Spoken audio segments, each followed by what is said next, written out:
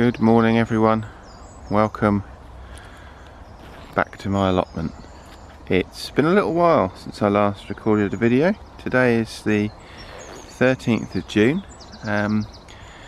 Apologies for the kind of gap in an update from here, primarily due to my free time and reasonable weather not coinciding. We've had quite a lot of rain and thunderstorms, and as a result the days that I've had available to come down with a camera and film have pretty much been the days that it's been slinging it down with rain, and it's just not worked out. So I thought this morning we'd take a quick trip down here on our morning dog walk, just to try and get a quick update in. So there's been quite a bit happening, quite a few changes, which I'll try and talk you through. So this might be a little bit longer than normal, or it might not be, but let's just start up here with broad beans. As you can probably see, we're well into broad bean season now, and I've already picked, I don't know how many loads, but quite a lot. We've had several, in fact we've had many meals with broad beans. We've still got those over there, and towards my neighbour's plot as well, so they're going to be going. I mean, I wish I could have taken even a still of this on the weekend, because it was very badly weedy, and I did spend most of last weekend weeding. Potatoes, they're doing really well.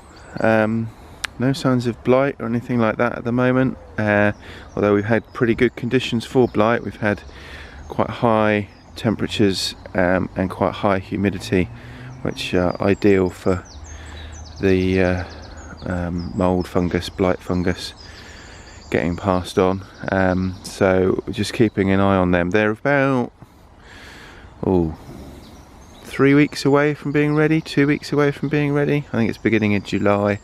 So the worst comes to the worst, we probably would still get a crop, even if I had to clear all the haulms off now. So we'll just keep fingers crossed that we can get to the point where we can they'll reach their 100 days. Their first early Aran pilot. So and I've had quite a lot of success with them in the past, so yeah, not expecting that to be any different. What is different, and again these were cleared at the weekend, but I'll put some stills in so that you can see, because I did take some of those, is garlic and red onion. Not great crops. The onions not so bad, the garlic very poor, and I think partly due to the fact that we've had a very mild winter and they just didn't really bulb up properly. So where they have bulbed up at all, the cloves are very small, so very small bulbs, very small cloves. And the red onions are similar, not great. They were planted long before this set. These are the Stuttgarter giant onions, which don't look particularly giant at the moment, but they haven't been in the ground all that long. Both are grown from sets, so we'll see what happens. And I have my carrots sandwiched in the middle to try and hopefully disguise the fact that they're here from the carrot root fly, but they're not doing too bad. They look quite good. I haven't tried to dig around too much to see what's forming under the surface for obvious reasons. While we're talking about onions, let me just take you around here. You may recall, had something called onion pilules, and this is they. They look like spring onions at the moment, if I can take you in. So I'm not quite sure what's going to happen with those, we'll see. They're very odd looking things when they go in. They look more like slug bait, and again I think if I've got a photograph of what they look like, which I'm pretty sure I have, I'll pop that in. And rainbow chard, you see there's a big gap here. It stops here and then starts again over here. Not quite sure what happened there. Obviously bad germination. We'll see. Parsnips next door doing quite well. Again, a bit patchy germination, not quite as bad as the chard, but we'll see. What didn't work out very well which was in here, was the mustard and rocket, and then up here was the first crop of lettuce. The first crop of lettuce just didn't germinate at all. The mustard and rocket germinated fine, and also there was some Mizuna in there, which was a new experiment, but it got very badly nobbled by flea beetle, so we had very little of it in the end. In fact, I think most of it ended up on the compost heap as a result, which is a shame. I'm not sure what I can do about that. I've been looking at various organic methods of treating flea beetle, which one of which includes sprinkling the plants with talcum powder, which don't know whether that works, what effect that has and why it works if it does, but we'll see. We had a very good crop of radishes here. They're all gone now. The second crop, which is here, in fact I can probably show you, are all leaf and virtually no radish, so they're probably not going to do very much more now. In fact, they look like they're going to seed, some of them, so they might end up getting pulled out. First sowing of beetroot's doing quite well, and this is, under here is kale. There's regular curly kale and some red Russian kale at the end. That's doing quite well. I'll soon need to change the netting on that because it will be getting a bit too big. So in terms of these gaps that I've got now, look very nice and clean because I did do a lot of weeding at the weekend. Basically more sowings of beetroot, lettuce and other quick kind of summer crops, which will be taking place over the weekend. I've also got some gherkins which I want to try and see what happens with those. This is the spring sown broccoli, calabrese, which is, as you can see, doing quite well. All the plants took, which I was pleased about. Some are doing better than others, and I suspect it won't be long before we actually start to see some heads forming. There's nothing yet, but I suspect in the next sort of few weeks we'll start to see that happening. We'll see. Apple tree, let's talk about the apple tree. As you can see, lots and lots and lots of apples. In fact, there were so many on this tree a few weeks ago that I actually went round and started evening up, because you can see, if I lift this up gently, there's so much weight on there that it's causing the branch to bend, and I'm hoping it's not going to cause the branch to snap. But if we take this as an example, I mean, you can see how big they are at the moment in comparison to my hand. There are 3 on there now. There were, I think there were another 3, possibly even 4. So there would have been 7 apples on the end of there. Similarly here, there would have been another 4 or so. So what I've tried to do across the tree, as far as possible, is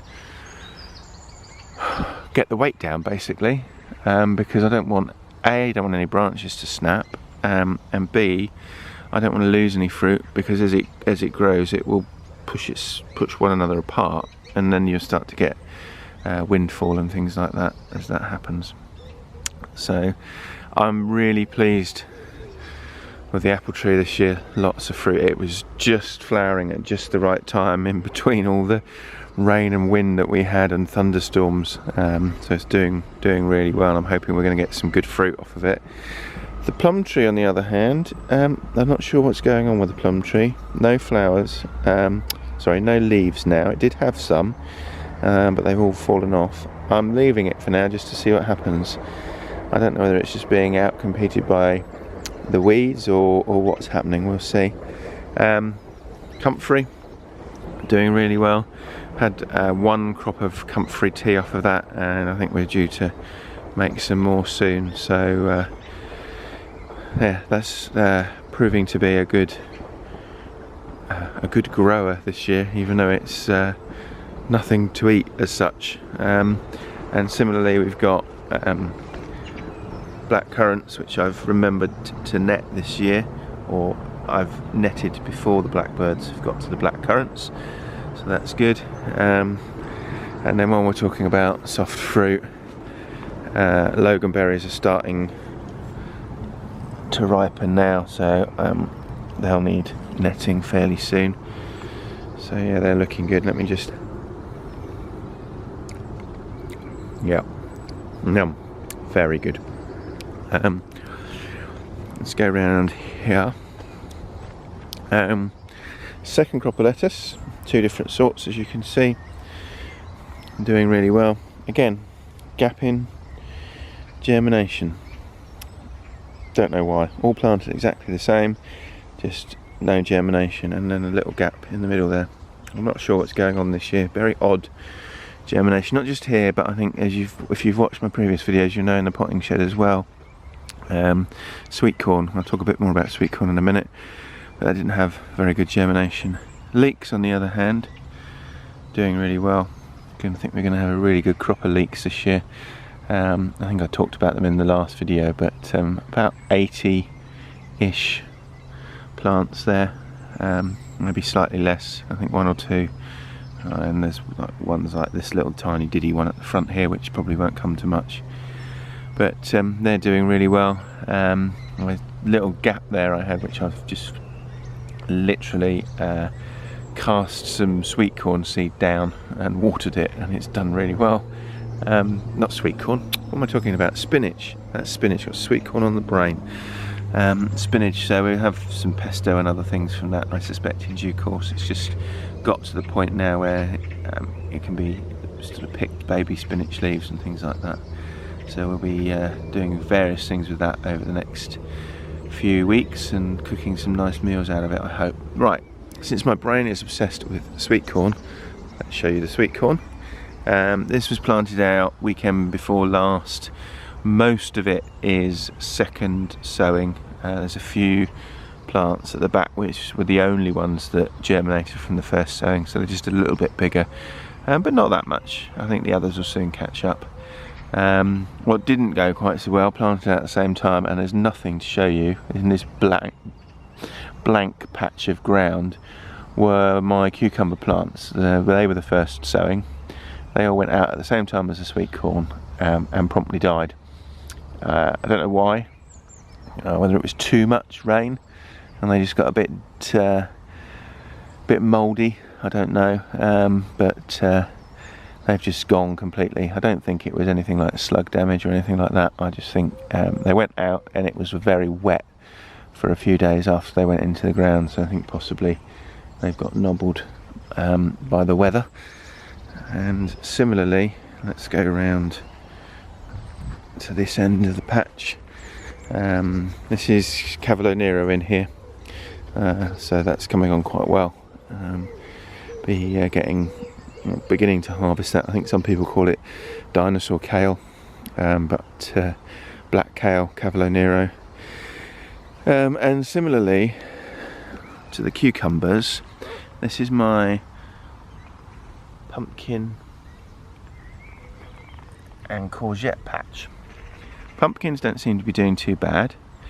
Courgettes, I don't know what's going on. There's we're about 6 plants, and I can only see, well, I can see 4, but only because I know where I planted them.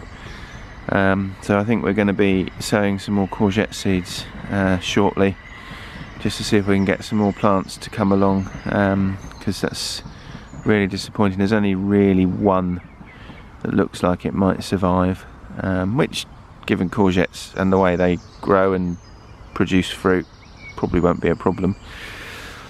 But I like to have more than one. We'll see what happens, but I'm going to sow. I've got some seed left. I didn't sow it all. There's still some seed left, so we'll sow some more and then hopefully put some more plants out. Again, I think just the fact that it went out and it was very wet for a few days after it went out, which doesn't seem to have bothered the pumpkins, but the courgettes and the cucumbers just definitely didn't seem to like that. So I think that's it. We've been all the way around. I think I've shown you everything, brought you up to date hopefully. Any questions, any comments, please do leave them below. And I think this time we carried on with our dog walk. So if you have been, thank you for watching, and I'll speak to you again soon. Take care now. Bye bye.